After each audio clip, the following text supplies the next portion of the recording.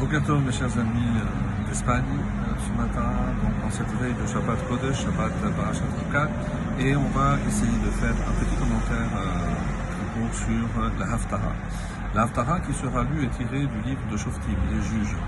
Et comme vous le savez, c'est une longue période qui court depuis la mort de Yehoshua. Yehoshua est le successeur de Moshe, celui qui a permis au peuple juif de rentrer en Israël, et jusqu'à l'établissement de la royauté, à peu près 348 ans exactement, pas à peu près. Donc pendant 348 ans, il y a eu des juges, et pour donner une indication, on va dire, nous sommes rentrés 40 ans après la sortie d'Égypte, en l'an 2488. Donc après, il y a la période de Yehoshua avec la conquête, la répartition. Ensuite commence la période des juges de l'an 2533 jusqu'à l'établissement de la royauté en 2481, donc comme je l'ai dit, 348 ans.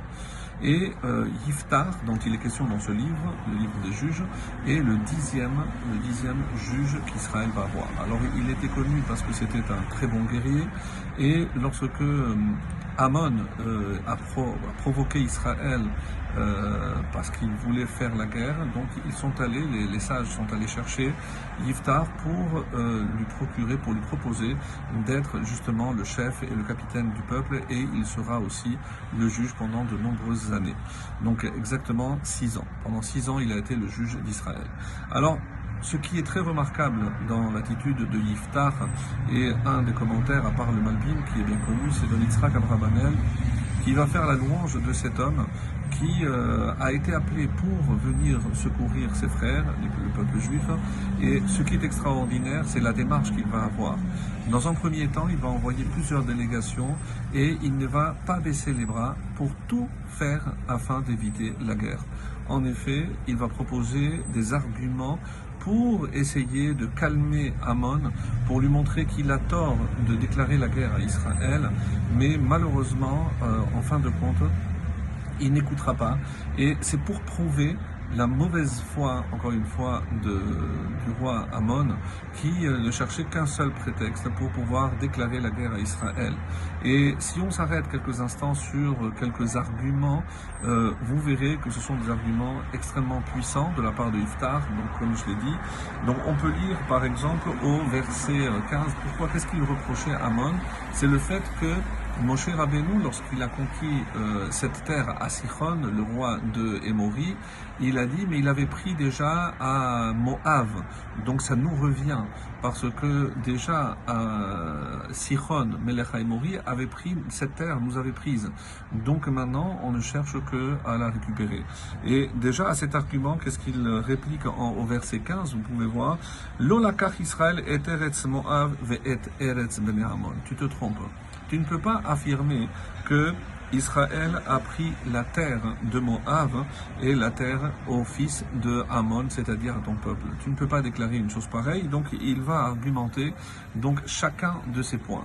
Deuxième point, et pas des moindres encore, il va dire, regarde, même Moshe aussi avait déclaré, il ne voulait que traverser. Qu'est-ce qu'il a fait Sichon à cette époque? Sauf Sichon et Kol Amo vayachanu beyatza vayilachem Israël. Moshe ne voulait pas déclarer la guerre à Sichon, ne voulait pas conquérir ces terres. Mais qu'est-ce qu'il a fait Sichon? Il a rassemblé tout son peuple, Vayachanu beyatza, il compère à Yatza, Vayilachem Israël, ils ont déclaré la guerre à Israël. Donc Moshe n'a fait que se défendre, et évidemment, si à la fin il a conquis cette terre, ce n'est pas parce qu'il était parti à la conquête de cette terre, mais c'est pour se défendre. Un troisième encore argument, Ve'ata Hashem Eloki Israël, Horish et Amorim Pene Ben Israël. Donc maintenant, qu'est-ce que tu veux? C'est Hashem qui nous a fait hériter cette terre, donc je ne comprends pas maintenant. Ça fait déjà 3 siècles que nous sommes ici. Pourquoi subitement tu te réveilles maintenant? Si c'est véritablement, tu pensais que cette terre t'avait été usurpée, pourquoi tu attends maintenant? Et c'est comme ça qu'il va dire dans ce verset, donc à la fin, il dit Ve'ata hatov tov ata mi Balak ben Tzipor melech Moab.